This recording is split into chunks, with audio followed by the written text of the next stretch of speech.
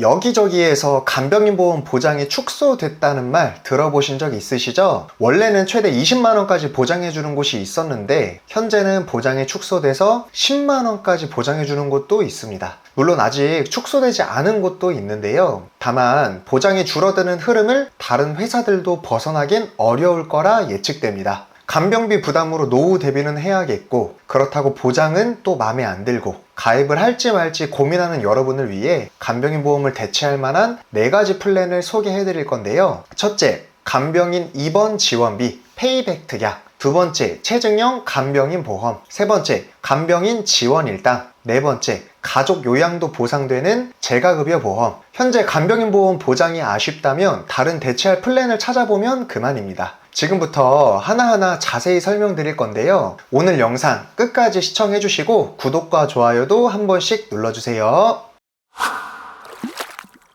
첫 번째, 간병인 입원 지원비입니다. 페이백 특약이라고도 하는데요. 이 특약은 1년 동안 간병인을 사용해 지출한 금액을 구간으로 나누어서 차등 지급해 주는 겁니다. 회사에 따라 지급 기준이 다른데요. 예를 들어 1년 동안 간병인으로 사용한 금액이 100만원이라면 A사는 50만원, B사도 50만원을 지급해 줍니다. 300만원을 지출했을 때는 A사 200만원, B사 150만원, 이런 식으로 간병비에 따라 구간별 지급해 주는데요. 페이백 특약만으로 보면 뭔가 상당히 손해보는 것 같으시죠? 하지만 여기에 간병인 보험까지 가입한 상태라고 하면 얘기가 달라집니다. 20년 납 100세 만기로 1급 기준 55세 여성분이 간병인 보험을 가입했다고 해볼게요. 질병 또는 상해로 요양병원을 제외한 병원에 입원해서 간병인을 30일 사용했습니다. 그럼 하루 10만원씩 30일이니까 간병인 보험을 통해 300만원이 지급되겠죠. 돌려받은 간병비와 무관하게 300만원을 지출한 건 사실이니까 A사는 200만원, B사는 150만원을 페이백 해주게 됩니다. 그럼 간병인 보험으로 청구해서 돌려받은 금액 300만원에 페이백 받을 걸 합치면 A사는 500만원, B사는 450만원을 받는 셈인 거죠.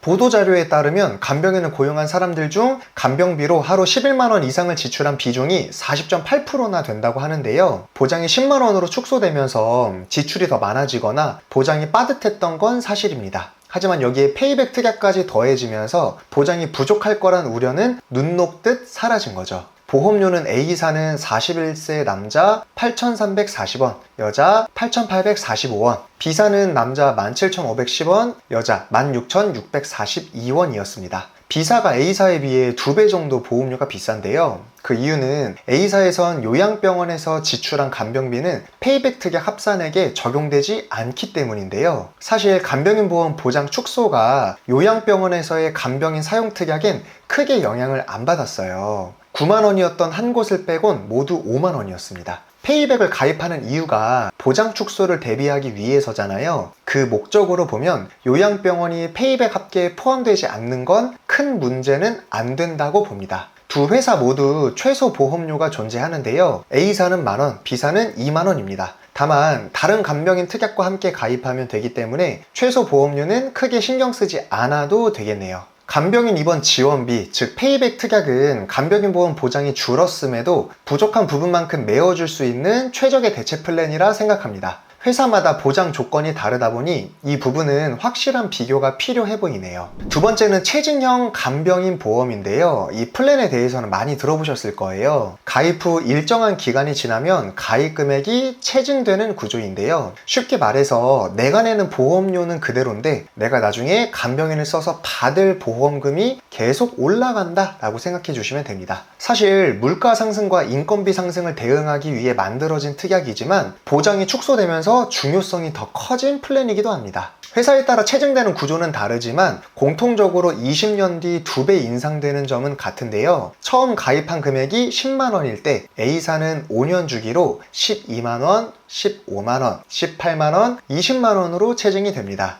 비사는 12만원, 15만원까지는 동일한데 15년부터 20년 사이에는 체증 없이 진행되다가 20년이 되어서야 20만원으로 인상이 되고요. C사는 중간 과정 없이 20년 뒤 20만원으로 인상이 됩니다. 체증 구간은 비교적 세부적으로 구간을 나눠둔 곳이 더 낫겠죠. 다만 50대, 60대 분들에게 추천드리는 플랜은 아닙니다. 50대, 60대는 20년 뒤면 70세, 80세가 되잖아요. 이분들 같은 경우는 당장 간병비를 대비하는 플랜이 중요한 거지 20년 뒤 보장한도 인상이 중요한 건 아닐 겁니다. 따라서 체증형 플랜은 비교적 젊은 20세에서 40대 분들에게 추천드리는데요. 다만 나이가 젊더라도 당장 간병인 사용이 불가피한 상황이라면 오랜 시간 기다리는 것보단 지금 당장 저렴이 가입할 수 있는 간병인 보험이 더 중요할 거라고 생각합니다. 세 번째는 간병인 지원 일당인데요. 간병인 보험은 사실 간병인 사용 일당과 간병인 지원 일당이 있습니다. 첫 번째 페이백 특약과 두 번째 체증형 플랜은 간병인 사용 일당이 해당이 되죠.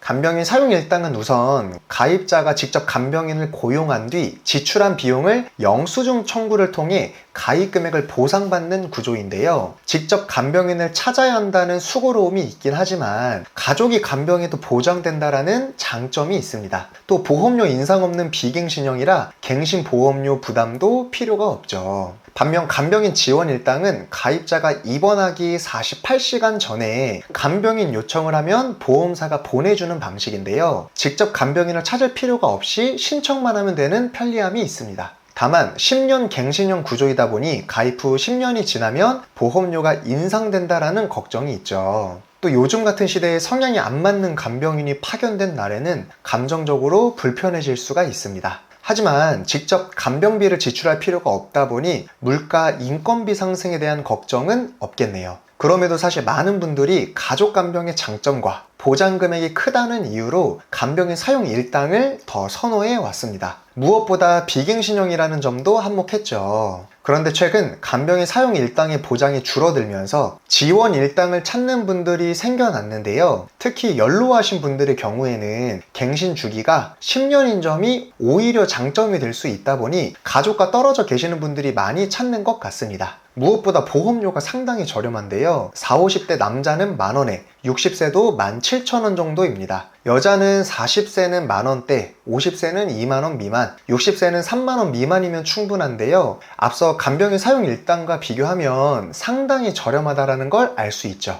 간병인 지원 일당도 개인의 성향에 따라 더 도움될 수 있는 플랜인 건 맞습니다. 모르는 사람과 있는 걸 힘들어하는 분들에겐 불리한 보험일 수 있지만요. 크게 개의치 않는 분들께는 간병인 사용 일당에 비해 유리할 수도 있어요. 본 광고는 심의 기준을 준수하였으며 유효기간은 심의일로부터 1년입니다. 네 번째, 가족 요양도 보상되는 재가급여 보험인데요. 이 플랜은 간병인 보험은 아닙니다. 이전까지 노후 대비만을 목적으로 찾는 분들이 많았는데요. 간병인 보험 보장이 줄면서 풍선 효과처럼 관심을 많이 받고 있는 플랜입니다. 우리나라에서는 65세 이상이거나 치매, 뇌혈관성 질환 등 노인성 질환을 겪는 65세 미만인 분들을 대상으로 장기 요양 등급을 판정하는데요. 장기 요양 등급을 판정을 받으면 요양보호사가 가정에 방문해 제공하는 이 재가 서비스와 요양원 등 시설에 입소하는 시설 서비스를 받을 수 있습니다. 다만 전액 무료는 아니고요. 일정한 자기부담금이 있어요. 또 각 서비스마다 한도가 존재합니다. 따라서 경제 활동이 없거나 거동불편 등으로 요양이 필요한 분들께는 15%라는 자기부담금이 감당하기 힘들 수도 있어요. 재가보험은 기본적으로 이러한 서비스를 받았을 때 가입 금액을 월마다 보장을 해주는 보험입니다. 여기에 최근에는 요양 자격증을 갖춘 가족이 서비스를 제공해도 보장하는 가족인 요양보호사 특약이 나왔는데요. 가정에 방문해 신체 활동 및 가사 활동을 지원해주면 무려 매달 100만원씩 지급받는 플랜입니다. 물론 자격증을 갖춘 가족만 해당되기는 하지만 그 대상이 직계 존속뿐 아니라 형제, 자매, 심지어 손자, 손녀도 가능하고요. 며느리의 사위, 장인, 장모, 처형, 시누이까지도 폭넓게 인정해주기 때문에 주변 친족 중 자격증이 있는 분이 있다면 긍정적으로 고민해봐도 좋을 플랜입니다. 보험료도 50세 남자 2만원, 여자는 2만원 미만, 60세도 3만원 내외이고 70세 남자 54,970원, 여자는 43,530원 정도면 충분하죠. 보장금액이 매달 100만원의 종신보장이라는 점을 고려할 때 보험료가 비싼 건 아닙니다. 심지어 가입을 했더라도 향후 장기 요양보험 대상이 안 될 수 있잖아요. 이 제가보험은 환급률도 상당히 높은 편입니다. 45세에 가입해서 10년 차에 해지하면 80.1%, 20년 차인 93.7%고 25년이 되면 100%가 넘어가죠. 해지하지 않고 끝까지 유지하는 게 가장 좋겠지만 제가급여 보험은 요양 등급을 받고 제가 서비스를 이용해야 보장되는 특징이 있습니다. 그래서 실제 보장 대상이 안 될 확률도 꽤 있죠. 이 플랜은 환급률도 나쁘지 않기 때문에 노후 대비 차원에서 고려해볼 가치는 있다고 생각합니다. 지금까지 간병인 보험을 대체할 4가지 플랜 순서대로 간병인 입원 지원비, 체증형 간병인 보험, 간병인 지원 일당, 마지막으로 가족인 요양보호사 특약까지 알아봤는데요. 마지막으로 기존 간병인 가입자 또는 위 4가지 플랜 말고 그냥 간병인 보험 가입을 희망하는 분들을 위해 주의사항을 간단히 설명드리겠습니다. 일단 간병인 보험은 보험료가 저렴하다라는 이유만으로 가입해서는 안 되는데요. 그 이유는 약관에 있습니다. 회사별 약관의 차이에 따라 첫째, 후유증, 합병증에 대한 입원 후에 간병인 사용 시 지급이 거절될 수가 있고 둘째, 가족 간병 시 보장이 불가능할 수 있기 때문인데요. 첫 번째, 직접적인 치료라는 문구를 주의하라입니다. 약관을 보면 질병의 치료를 직접적인 목적으로라는 문구가 있는데요. 이 문구로 인해 질병 그 자체가 아닌 질병 때문에 생긴 후유증, 합병증을 치료하기 위해 입원했을 때는 보장받지 못할 수도 있습니다. 그런 게 어디냐라고 말씀하실 수 있는데요. 보험사 약관에 의미 없는 문구는 존재하지 않습니다. 우리 모두 청구가 거절되거나 얼굴 붉혀본 적 다들 있으시잖아요. 반대로 직접적인 치료라는 문구 자체가 없는 회사도 있습니다. 있고 없고의 차이는 고객 입장에서는 상당히 찜찜할 수밖에 없어요. 일부에선 직접적인이라는 문구가 있든 없든 상관없다고도 하지만 이렇게 소비자에게 불리한 약관은 가급적으로는 추천드리지 않습니다. 실제로 과거 암 입원 일당 보험에선 직접적인 치료라는 문구로 인해 일부에서 보험금 지급 거절이 되는 분쟁 이슈가 종종 발생하곤 했는데요. 물론 간병인 보험과 동일한 선상에 놓고 볼 수는 없겠지만 과거에서 교훈을 얻을 필요는 있겠죠. 금융감독원에선 결국 계속되는 분쟁 이슈로 암의 직접 치료 범위를 명확하게 구분했는데요. 보시면 암이나 암 치료로 인해 발생한 후유증 또는 합병증 치료는 암 입원 일당으로 보장하지 않는다고 되어 있습니다. 비슷한 사례로 볼 때 간병인 보험 내 직접적인 치료 목적이란 문구는 충분히 분쟁의 소지가 다분하다라고 보여요. 이런 이유로 직접적인 치료라는 문구의 약관은 가급적 피하시는 걸 추천드립니다.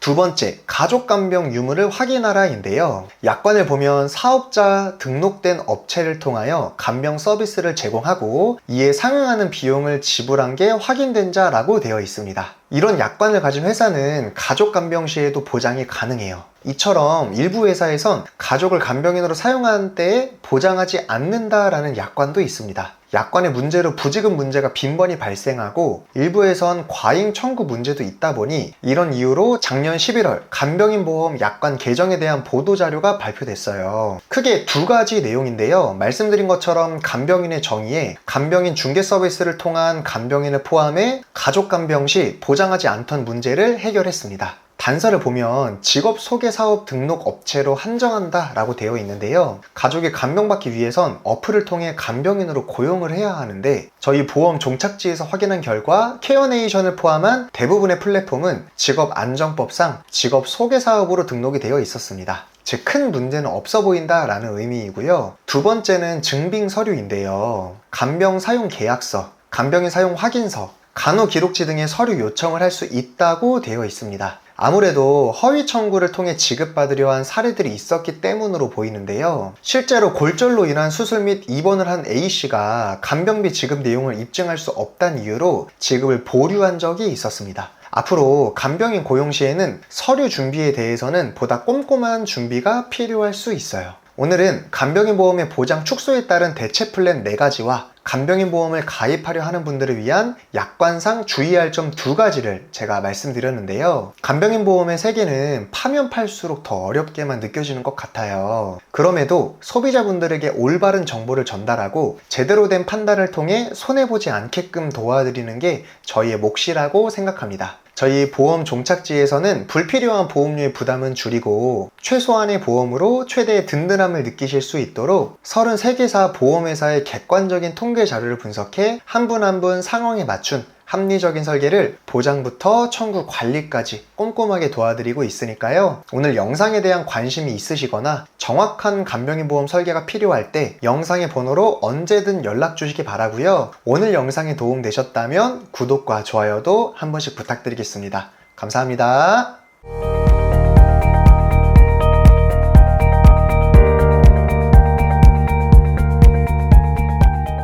본 광고는 심의 기준을 준수하였으며 유효기간은 심의일로부터 1년입니다.